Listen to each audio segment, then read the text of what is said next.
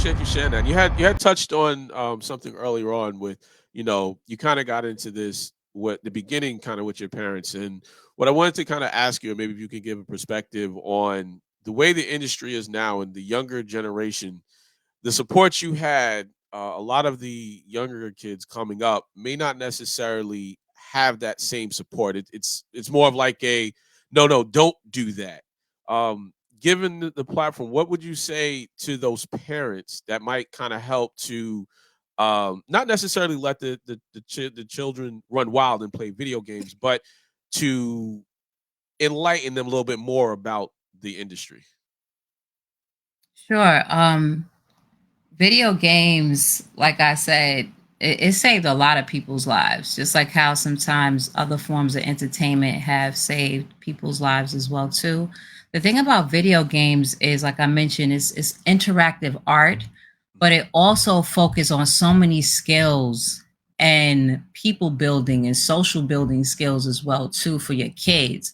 It's so funny that parents will push their kids to be into sports, Hmm. but then don't see the correlation on how video games tantalize the brain way more than, of course, physical sports can. Like, you have to think on certain like on a lot of things when it comes to video games, your cognitive skills as well. And like I mentioned, the people building skills too.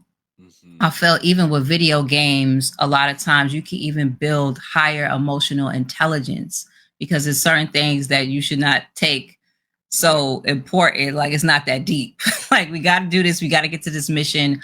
Okay, you're not good at this. Let's see what your strengths are versus your weaknesses. And maybe we could play on that.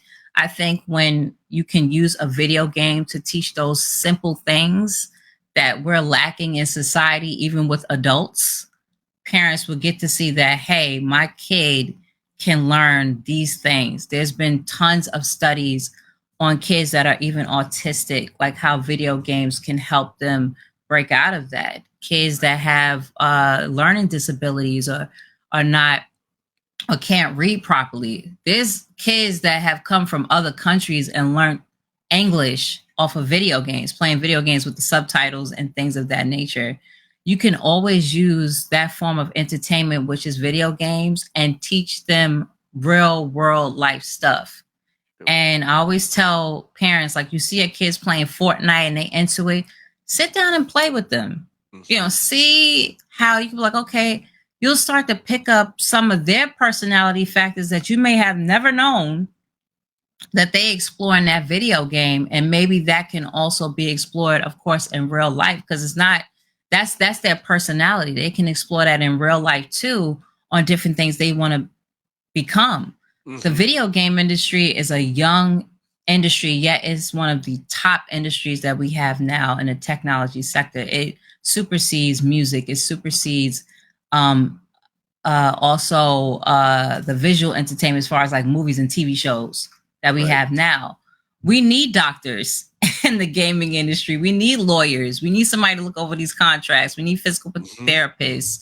We need psychologists. So no matter what, your child that has a passion for video games, you can seek further into the different skills they have now on Right. what could lead them later in a fulfilling career and whatever. No. And I mean, you really covered so much. And I know when people, when they finally sit back and they hear it now, they digest how impactful of a lot of the things you just said, it's amazing because it's like those words are literally things as soon as they hear it, they could just look out anywhere and they'll see like the relevancy of how you're correlating the life skills, the interpersonal skills, building that rapport, just in general, connecting with your child in a different way. Gaming is that solution that for so many times they've looked at as, oh, I don't want them to do that. And Yeah. again, as we are talking about Black History Month and celebrating this month, how do you personally feel, or what do you think of the representation of blacks in the gaming and esports world overall, and how maybe that could actually help propel it and propel the youth? Sure. The time is now. I think because of social media and we're in the information age, we don't have to beg Hmm. someone who doesn't want us to be at the table anymore. We could create our own tables in our own rooms. I remember I was at the Black in Tech conference, Black in Technology conference, and there was some parents that asked questions, and we was like, yeah, the whole panel was based upon that negative notion of kids playing video games and how to kind of flip that.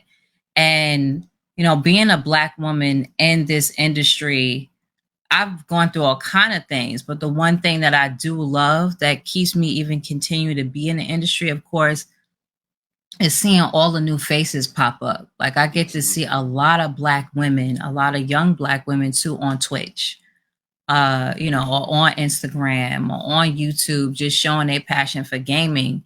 They didn't Right. have to wait and say, hey, I see that y'all feature the white girl all the time, but I want to be interested. They just started their own thing.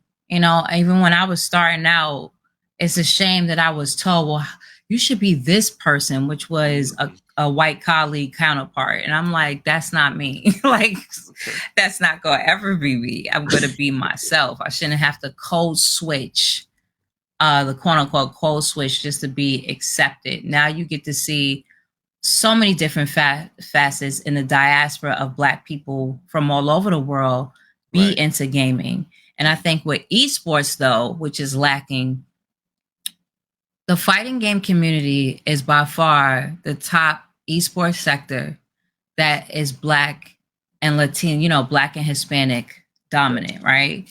Agreed. Of course, we have Asian counterparts that participate as fighting games, but as far as the scene, Mhm. is mostly Black and Hispanic, and they get looked upon, looked over all the time. And this is where all these different sports teams or whatever is like, look, you got to shed light on these players. Right. You gotta, of course, see if you have these school programs and stuff, they need to see players that look like them, Mhm. which is really important. There's nothing wrong learning from everybody, but they also need to see players that look like them too. Even if they're not interested in the fighting game, at least they get to see players that look like them. Like, oh, they're professionals in it. Oh, they're making money in that too. Because there's a player in every sector of esports that look like us. Right. But just actually making sure that's exposed. That's why I do what I do, to make sure that those people, those stories are exposed. Um, so it starts with your school.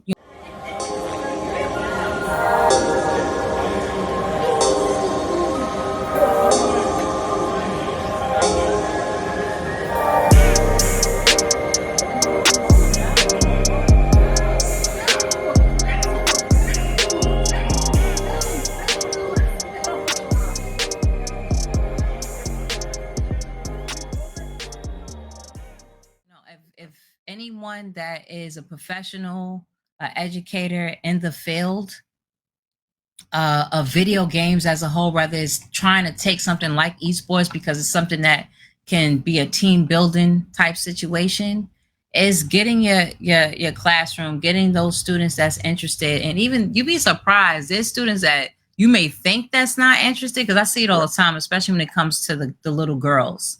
Yes. There's a study of that a lot of little girls stop playing video games at the age of 11, while they're in their Oh. preteens. And that's all due to a lot of people telling them that, hey, oh, that's for boys, it's for Mhm. little boys.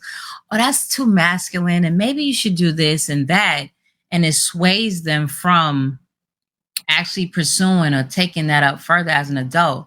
I Right. was blessed to not have that interaction. I had more of a family interaction that embraced me playing video games and always being interested in it. But a lot of women that I've even spoken to as adults, they always had that negative connotation, Right. even with their fellow female adults too, that they would be friends with, like, oh, you play those things, or you don't think that's childish? I wish Mhm. somebody would like like I wish somebody would tell me if something was childish or not. But I just think that educators should Mhm. really tap in, no matter if you see an interest in that child being into video games, but Right. actually just showing them, like, yeah, this is another form of learning. Like, video games is another form of learning. I wish I had a classroom that took computer class further. Because remember, you had computer class back in Yeah, the days. You just go on there, you just go online, you write a paper, and that's it. that's it. Yep. Now, yeah, you could do so much. You got VR.